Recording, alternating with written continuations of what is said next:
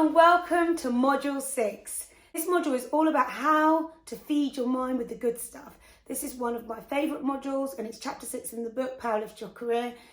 The way that you feed your mind with the good stuff, if you think about your physical body and the way that you approach it, you are very careful in the food that you eat and the way that you train. And the same thing applies with your mind. When you're able to take control of your suggestive environment, information that you allow into your mind is of good nourishment, things that are going to be positive, things that you can take with you, that's where you're going to have the most success. It's very important for you to start looking at what things you're letting come into your mind, what food you're eating. And it's all about the books that you read, the people that you speak to, the things you watch, the information that you consume on social media. Everything that you are reading and absorbing is being stored into your subconscious mind. And it's so important for you to be aware of it and take full control of what you're allowing into your mind. How to take control of your mind? Well, let me explain the mind. We have two minds. We have the subconscious mind and the conscious mind. The subconscious mind is like a large basketball and the conscious mind is like a small tennis ball that sits on top. I want you to imagine that your subconscious mind, the larger of the two, has been installed with the CCTV camera, and everything you see, everything you hear, everything you taste, everything you feel, everything that happens to you is stored and recorded. Even the things that you're not even aware of, they're stored on your subconscious mind, and your conscious mind is controlled by your subconscious mind. It can only take information from your subconscious. So what you put into your subconscious mind, or what even passes by subliminally, that's being stored, and then your conscious mind is feeding on that. So if your subconscious mind is full of negativity and bad things that are happening and misery and sadness, then what's going to happen is that's going to be the thoughts that you pull from your subconscious mind into the front of your conscious mind. So what we're trying to do is change the information that we're storing in our subconscious mind. And you can do that by being really focused and a little bit systematic on the way that you start your day, the daily routines that you have. Everything that you do is to align what you want to be in your subconscious mind. Every single one of us is born pure. And over time, the things that we learn, the things that we see, it's stored and it creates who we are. But what you've never seen is a negative or skeptical baby, have you? These things are learned.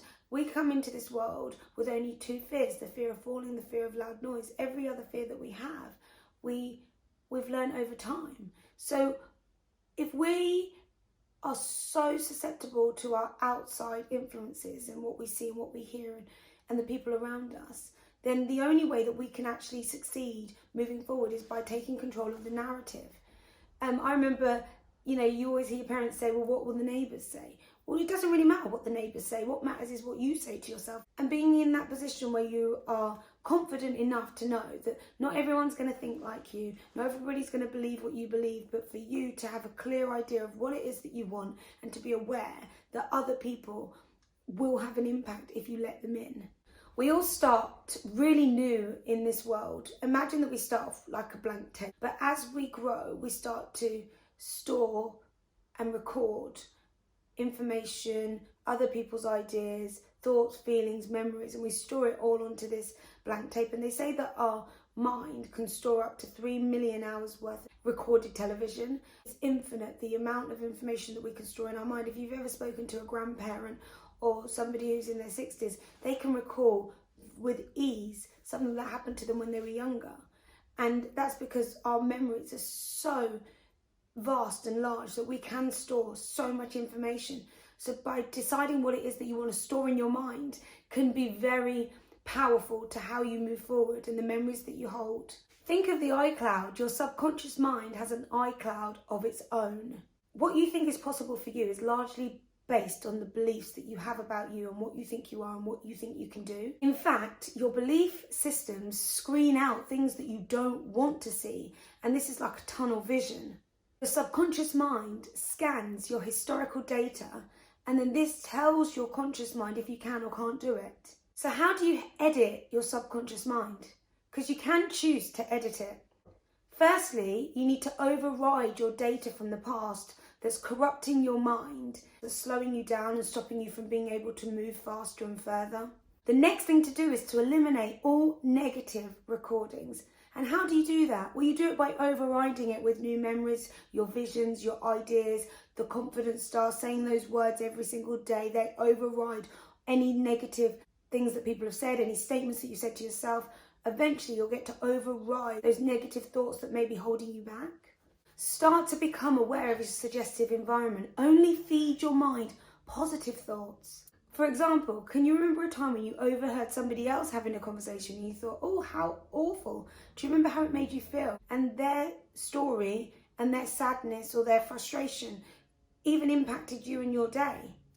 You must learn to guard the doors of your mind and be really strict about what you let yourself see and what you let yourself hear. Recently, I went to get my car serviced and they had a giant TV there and it was playing BBC News.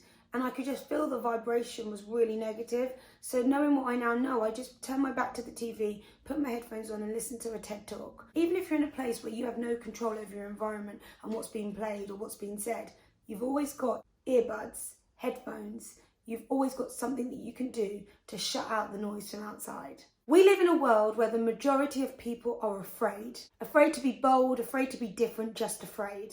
I call it the scaredy cat syndrome. It's being scared that people might steal from us, scared they may take advantage of us, scared they might manipulate us, scared they might hurt us, scared we might look silly. We are living in fear from what might happen, and that keeps us from trying new things. Why are we so afraid? Well, that's because the news reports bad stuff all day long. It reports tragedies, news reports, and it's just so overwhelming. If you look at the moment with the coronavirus, it's reported all the time. Everywhere you go, people want to talk about it. The more and more we talk about it, the more and more afraid we become. It's creating us to separate. It's creating us to not want to shake hands, not want to do the double kiss, not even want to hug. It means that we're distancing ourselves from other human beings because of the fear that they might have something that they most probably don't have. And this, I think, eventually is going to change the way that we communicate as a nation. We, as Brits, are known to be quite stiff upper lips, but one of the things that I've noticed over the years is that we've become more relaxed. We do hug more. We always shake hands, but now a double kiss.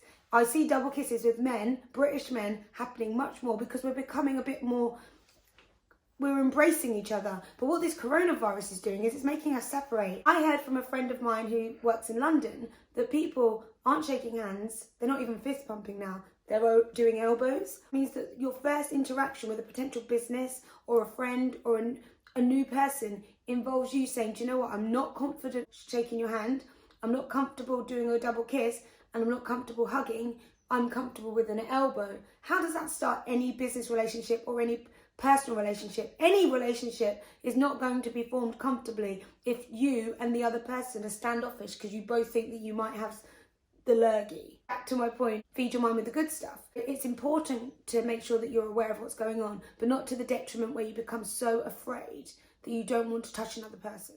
Here we are on task 6. Task 6, this is what I'd like you to do. Every night before you go to bed, I'd like you to review the day and ask yourself, what could I have done differently? What went well?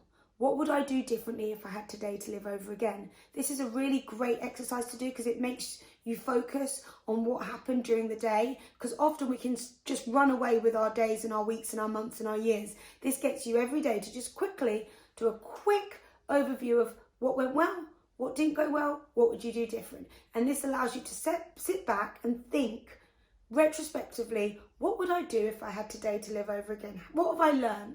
What went really well? And it's great because it gives you a chance to really review yourself. Every morning, as soon as you recognise that you're awake, I want you to say, I am somebody, I am good enough, I can do anything, I like myself. And then as you go to get out of bed, as your feet touch the floor, in that moment, I want you to say, today's going to be a great day. Something great's going to happen. This is a great way to start your day because then you will actively look for something great. It could just be that you get in your car and you remember that you forgot to lock your front door and you could have left it open. So the great thing is that you remembered, and you will look for the smallest things, and that keeps you focused on looking for the good. It keeps you positive, it keeps you optimistic, and it makes you really grateful. The amount of times when I've managed to do something like I just got to the till and after me they put till close. I thought that's great. It meant that I just made it into that queue without having to go to another long queue.